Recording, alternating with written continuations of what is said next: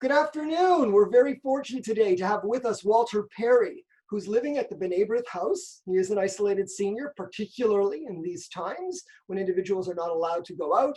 He was a participant in our Smart Cities project, so he has a lot to tell us about that and how what he learned there is helping him even today.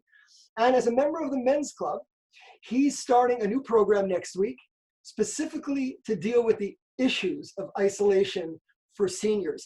And I heard a little bit about it, and if it goes well at the Men's Club, I told him I'm hoping that he can just keep it going as far and wide as he can bring it to the population, because this is something that all seniors need right now, particularly those, which are basically almost everyone, living in their own apartments, condos, senior residences, and they need that connection or how to discuss the depression and other issues that come forth. So, Walter, let's start off by you telling us just a little bit about your idea and what you're going to be starting next week at the Men's Club. Okay, thank you very much, Mayor. We're starting a program starting off for senior men called CCC, Coffee, Compassion, and Coping.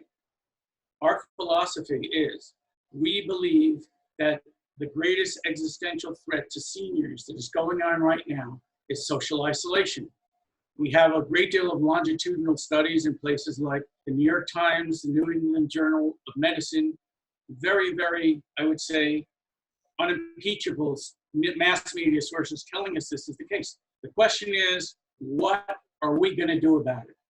What are we going to do about it as Canadians? What are we going to do about it as residents of Côte Saint-Luc?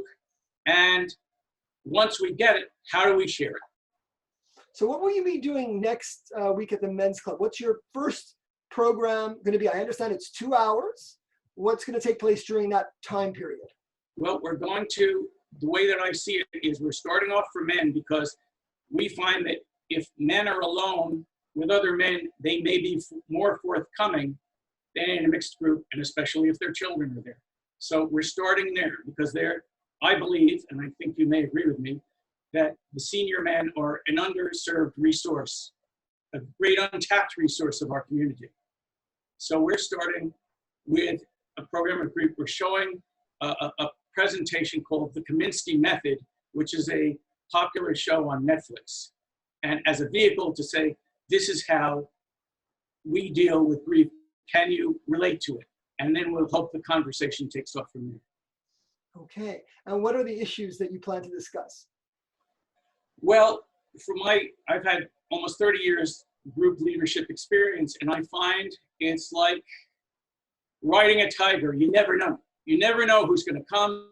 You never know what issues might come to the fore. You never know how people are going to react. So my job as the leader is to facilitate conversation and to make sure that we have, if there's a resource that we can't do, that there are other people who may have answers. I tell people the worst thing we can do is isolate because we only get the answers from ourselves.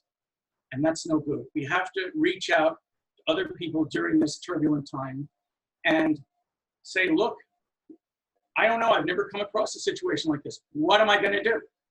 So tell me a little bit about your history, experience in this area. Boy. Where to start? I came to Canada when I was 18 years old to go to Loyola College in Communication Arts, as it was then called, and Loyola College, as it was then called. We had probably, I think, the greatest education that you could get at the time. And I remember a phrase, if I could quote this, because I don't want to get it wrong, the Jesuits used to tell us, precision of thought, economy of expression. And as a journalist and as a columnist, that's what I've always strived for.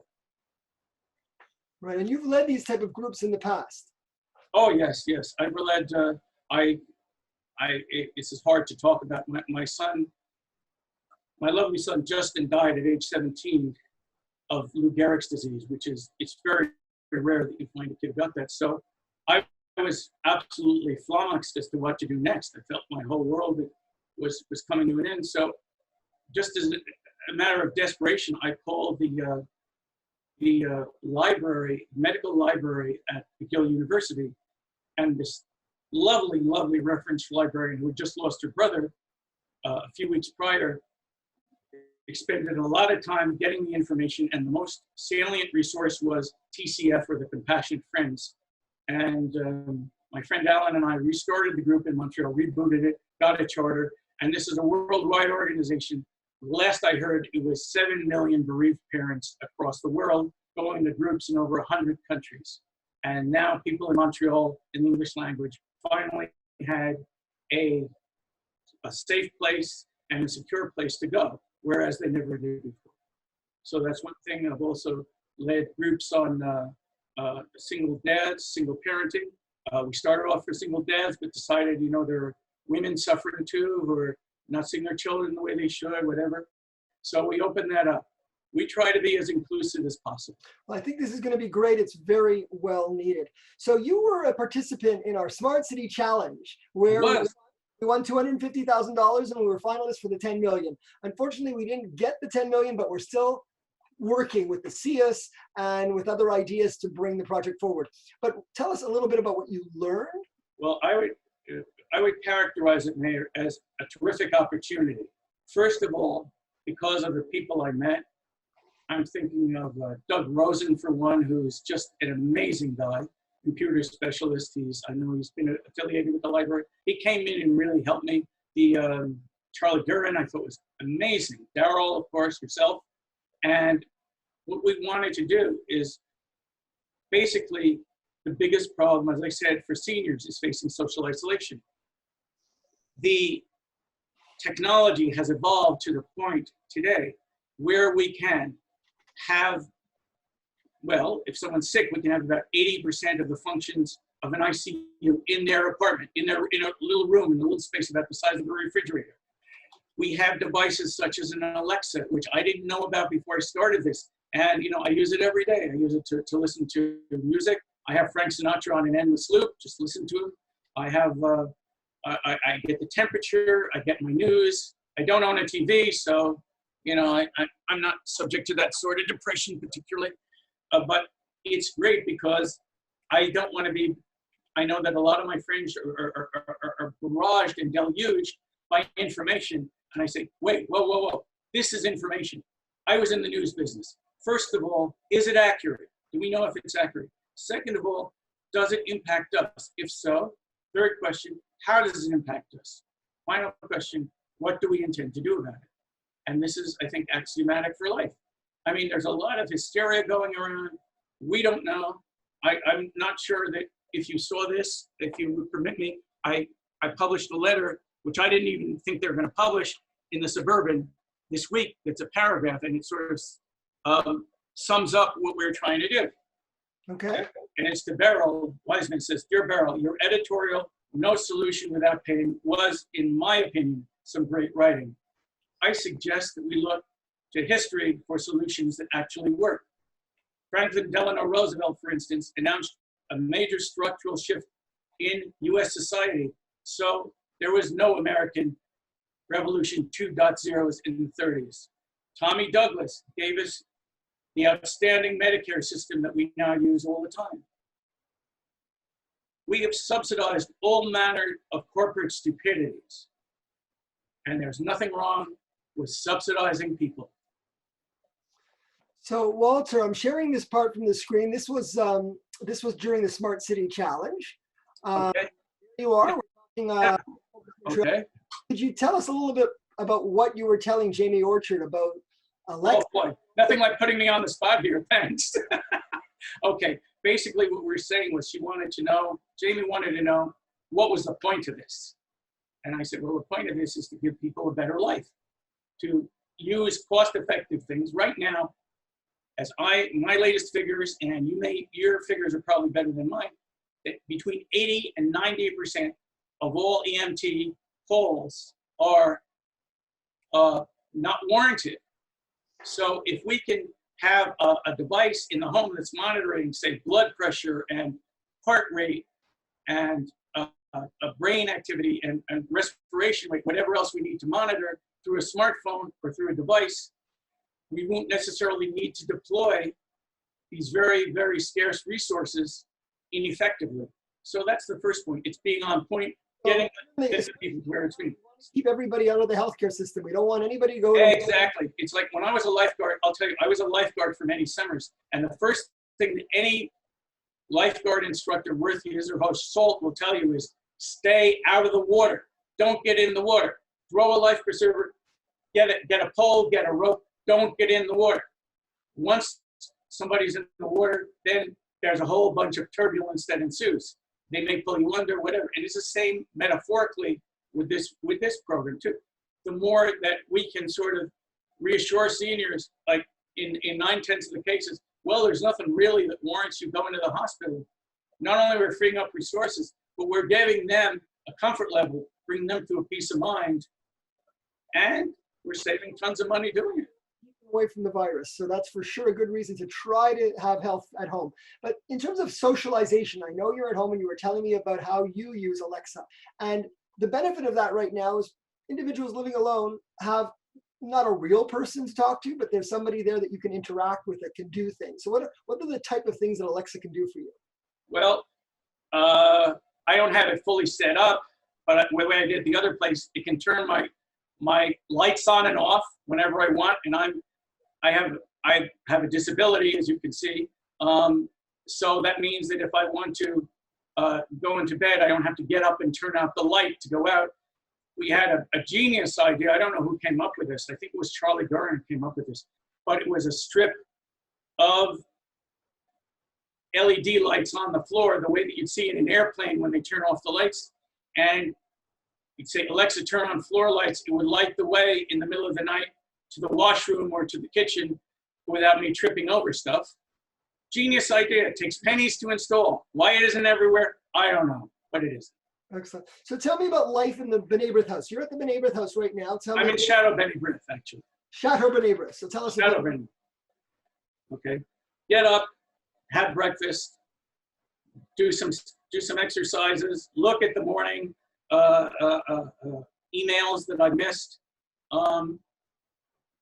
Then I get down and there are 3 projects I'm doing. Number 1, and I can't believe I did this, but I did, is I took all of my pictures and videos that were in a gazillion boxes. I scanned the pictures and copied the videos, and they're all on an external drive, a 5 terabyte drive. I also have a lot of movies that friends send me.